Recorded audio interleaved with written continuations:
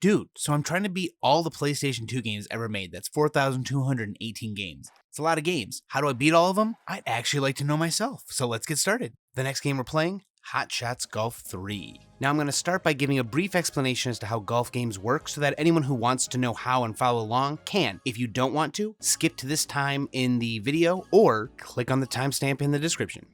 The goal of a game of golf is to hit the ball the fewest number of times, get it into the hole, and have the lowest score, regardless of whether or not you're playing by yourself just to set a record, or playing against other people in tournaments or in versus modes. This info should be pretty universal, but some of the golf games in the future will have slight differences. I'll tell you in those videos, but I won't do this again. Here will be the one time you learn about how most golf games work. As I said before, the lower the score, the better. That means going into the negative numbers is better, while positive numbers are worse.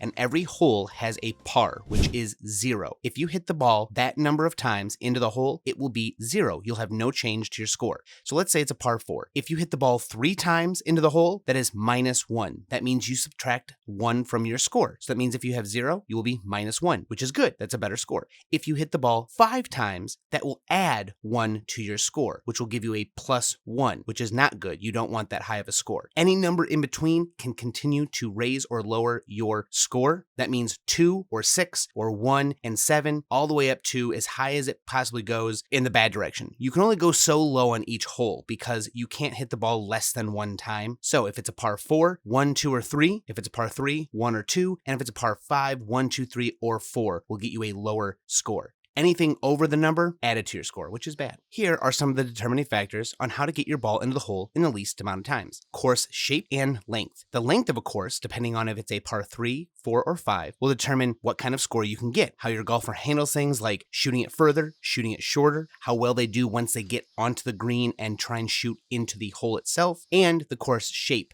How is the course shaped? Where do you have to hit the ball? What do you have to get around? Are there sand traps that will impede your ball hitting, especially if the ball gets buried into the sand? It's hard to hit out of the sand. Will it go into the rough? What about the fairway? The fairway, how is that shaped? Is there out of bounds, like water hazards, or just markers showing you where out of bounds areas are? Are there trees? Are there statues? Are there buildings? What will get in your way to stop you from getting the ball into the hole? Next, your choice of golfer matters because each golfer has 4 stats. Power, which determines how hard they hit the ball. Control, which is how well they have control over the ball once it's in the air. Impact, how well they can hit the ball once it's on the ground. And I'll explain more of that later when I show you the screen for the game because that will help you understand how impact works. And spin, how much spin can you put on the ball to either make it slow down, speed up, or go left or right easier. You can also choose a brand of club and ball, and they each have different names, and they'll add and subtract to your golfer's stats, which are cool. I only use one set of clubs called the Big Air clubs because I don't really play the tournament mode to unlock the rest of them.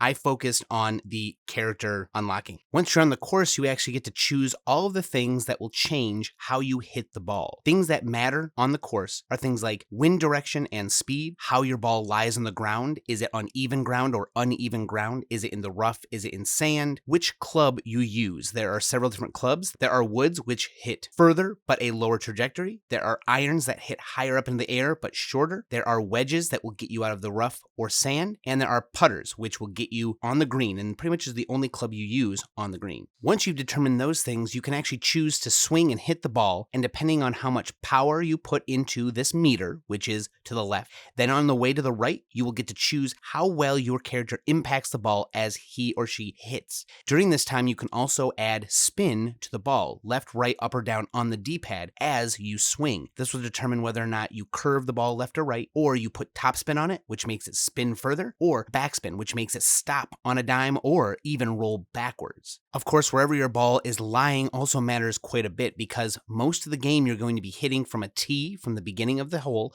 or you'll be hitting from the fairway or the rough or the sand, and then eventually you'll get to the green where you will be putting. And the putting is completely different, as instead of making the ball airborne, you will keep it on the ground where it will slide into the hole, or at least that's what you want. The green is completely different because what determines where the ball goes is how the green is shaped. Are there hills? Are there valleys?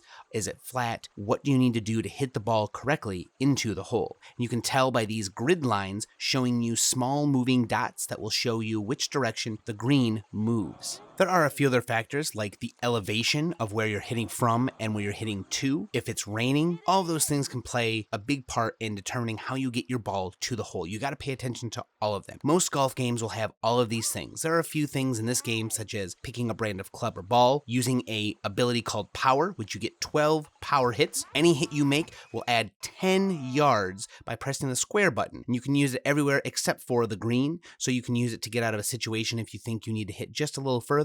And that's game specific to Hot Shots Golf. There may be other games with a similar feature, but at least Hot Shots Golf is one that has this specifically. Other than that, there are many other little factors here and there, but that's kind of the gist. You try to hit around all of these obstacles, use them to your knowledge, and use them to get into the hole the least amount of times you possibly can. So I thought a little bit about how I would beat this game, and the tournament mode is cool, and it seems more like this would be how you beat the game. However, the character versus mode, where you unlock the characters, is by far much harder and feels a little bit more gamey, as in it has cutscenes and kind of an ending, although it feels a little weird, and I'll explain that in a second. The first thing is that for the characters, you fight them, and the AI is really good as it goes on, and it gets to be very difficult. Now, the scoring system in versus mode is different. Any amount you get underneath the other character just makes you go one up or one down. There's no scoring system like normal golf. I know I just confused you about how that worked, but this is a little different. So if I get under the amount of hits the computer player did, I will win that hole and I'll have one up. If I get higher than they do, I will go one down. Obviously you want up because up is better and down is worse, even though that's just what I explained the opposite of. So I know, I'm sorry, but it still does count towards the amount of hits. The less amount of hits you make, the lower your score on the hole will be, the better it will determine whether or not you are up in score. So just think about it like that. It's not actually up points, it's more just you are up in scoring. So that's why it's kind of difficult. In the tournament, like a normal golf game, you play against a lot of people. You only get to see you and your ball, and you get to see your score, but you get to see everyone else's. So you have 18 holes to just eke out enough to do better than everyone to win. The character versus mode, however, if you lose at all, a little too much at the beginning, you have to start all over because there's a feature that it has called 4 up and 4 down. If you are 4 up in a match, you automatically win, no matter how many holes have been played. It's kind of like a mercy rule. And if you are 4 down, you automatically lose. That makes it a little bit more high stakes because if in 5 holes you are 4 up or 4 down, it's over. You don't have to play all 18 holes. Whereas in the tournament, you can play all 18 holes. And if you do pretty bad for the first 10 or 11, but then pick up and get back and then win in near the end, well, that just seems to be an easier way to do it. So I thought, let's do the characters. Plus, it's kind of, it's very obvious. I'm unlocking characters. There's cutscenes. It just feels more correct. So we're going to beat the game by getting all 15 characters unlocked. And sadly, this game doesn't have any extra characters like Hot Shots Golf 2 did, where Hot Shots Golf 2 had Gex as an unlockable character, who's a PlayStation character, and Sweet Tooth from Twisted Metal. I mean, they had extra characters. This game does not have those right now. There is one caveat. Once you beat all of the characters, you unlock a special set of challenges. There are no more golfers to unlock, though. These special set of challenges will test you in ways you've never been tested before. So that's why I did this, because once I got there, I could stop. There's nothing else to unlock. It's technically over. It's just a cool set of challenges. So 15 golfers, and it actually is pretty hard, honestly. As you get further in, you'll see what happens. For my first match, I pick Pete and I play against Spike, which ends up being kind of a practice match for me as it's been a little bit since I've played these. I have played a lot of Hot Shots Golf / golf games, but I needed a little bit of a refresher. I do end up beating Spike with a 4 up, which means I don't have to play all the holes, although we do play quite a few before I kind of get things under control. But I do decide after this, hey, I'm going to go play the tournament mode and play one match and just unlock the big air clubs so I can start hitting the ball further, because the big air clubs adds power to your character, and I really like to stick with people who hit further. It does affect your impact though, and it makes it even less. On the right side of the meter here is the pink and transparent pink lines.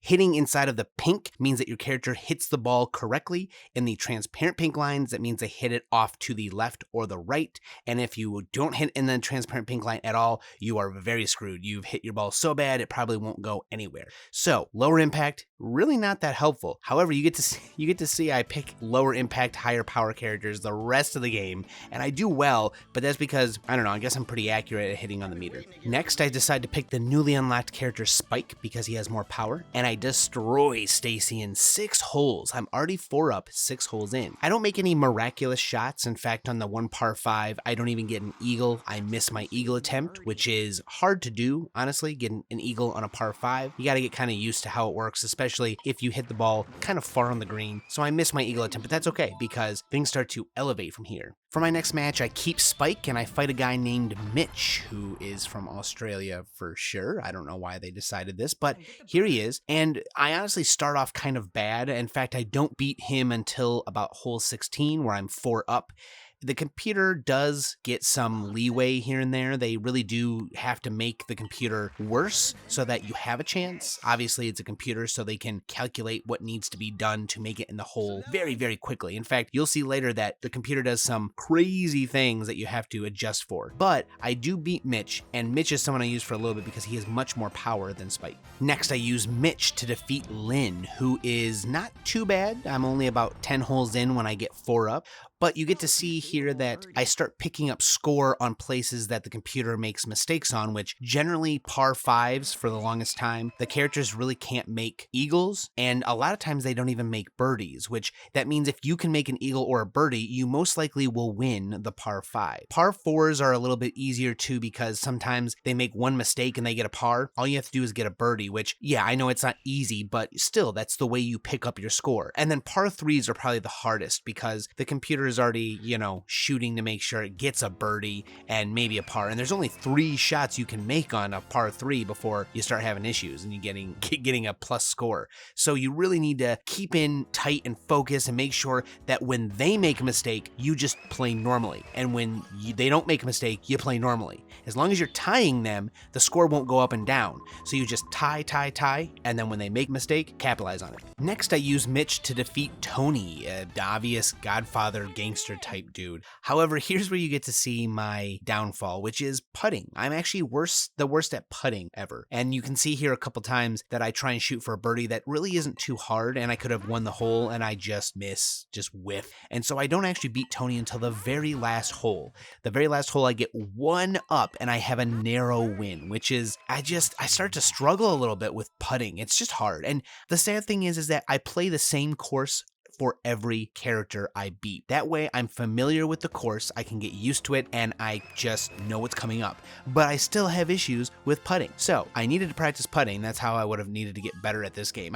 I'm very accurate hitting the meter wherever I want to hit it, but putting, for some reason, I just don't understand the slopes sometimes. I don't understand how hard I need to hit it depending on things. I don't know what my problem is, but I barely beat Tony. From here on out, I use Tony for a little while, and I use him to defeat the next character, Estelle, where I actually start off very badly. The first couple holes I do terrible. I get finally 1 extra point on top of her and then go right back down. And it's not until hole 15 that I actually win with a score of 4 up. I'm suffering from the putting problem yet again. I'm just having some issues with freaking putting. Next, there's only 1 golfer to unlock. His name is John, and I use Tony to beat him by hole 13. I actually don't do too badly. We do a lot of even holes where we don't win or lose until I finally am able to get up on him by 4, and this actually unlocks the next set of golfers who are part of what one of the characters says is a cult. Not everyone says this, but this one guy says the cult would be proud. I'm like,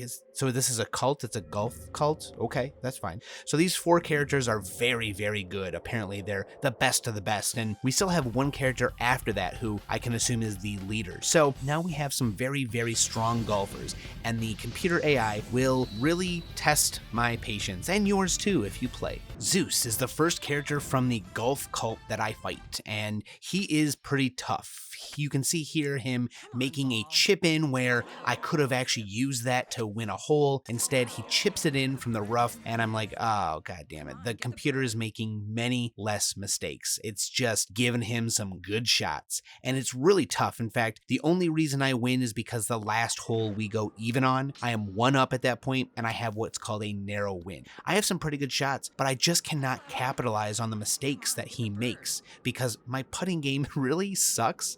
Even though I do make my very first eagle, I just couldn't quite get there, and I finally did it. I made an eagle, par 5, twice under the green, and that third shot made an eagle, which was great. I was like, yeah, great, awesome. And then I went to screw up the next couple holes. So Zeus was the first real test, and I almost didn't beat him. I have yet to lose, but that will change soon. Next, I decided to start choosing Zeus, and I fight the next character, Kamala, who is very, very difficult. She makes a lot of great shots. I even do some pretty good shots too. As you can see here on this par 5, I go for an eagle, and look at the grid. Look at how the green is shaped, going right and then left. It's really difficult, and my putt almost makes it in. I almost got it in. If I just not adjusted too much, it would have been fine, but I'm getting better. I'm starting to get better at putting now that I've been playing a little bit more, so I start to get closer, ever closer to making less mistakes. Kamala and I stay very close in score until the very end, where we have to go into sudden death. The next person who makes the best point wins. So for the next 3 holes, we even, and suddenly she just ekes out that victory on hole number 4, and it's the first time I've lost to one of the golfers, so now I gotta re-fight her. I decide to try Tony again when I fight Kamala the next time,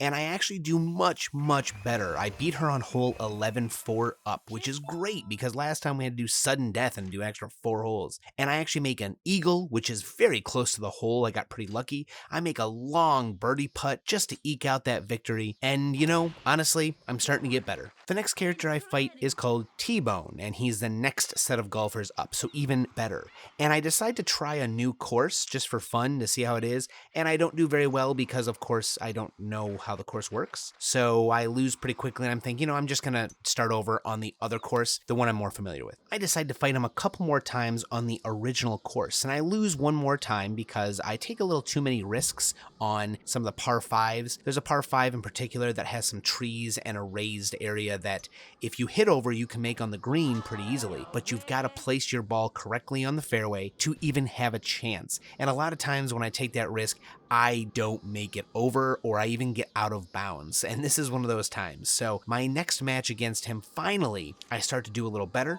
I do whiff an eagle attempt at like 6 feet. Look at how beautiful of a shot this is. Look where it lands, and then I just can't put the damn thing in. Even though he does mess up and get par, and I get a birdie and I win the hole, god damn. A few more shots in, I do a pretty cool thing where if you hit to the green and you don't quite make it on the green, there's an area around it called the fringe. You can still putt from that, and I putt right from it into the hole and win that hole, which is great. You don't need to use a pitching wedge or a sand wedge or a wedge of any sort. Just use your putter because you can make it an easier around that, you know, with a putter. It's just much easier. And then at the very end, we get to a part where I can win or lose because, you know, there's only so many shots left, and I make some mistakes, but at the very end, I get the victory. The next golfer's name is Blue, and for some reason, it takes about 8 or 9 different tries before I'm able to beat him. He just has some incredible shots, incredible comebacks, and very, very few mistakes. I use a couple different characters. I try Tony, I try Zeus, I try T-Bone. I give it a couple of shots, and honestly, I have some really miraculous hits, like an eagle chip in with Zeus here,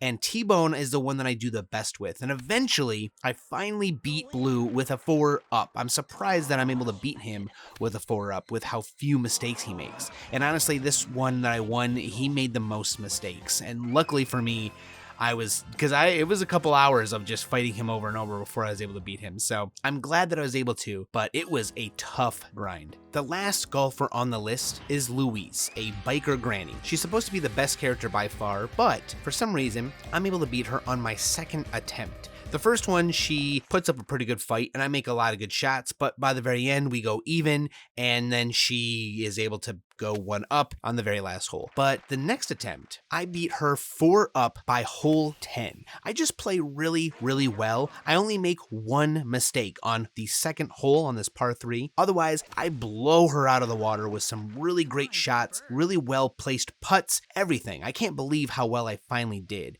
And she is the last unlockable character. She even has a cute little cutscene at the end where she pretends to accept but then is really upset. And this is what happens afterwards.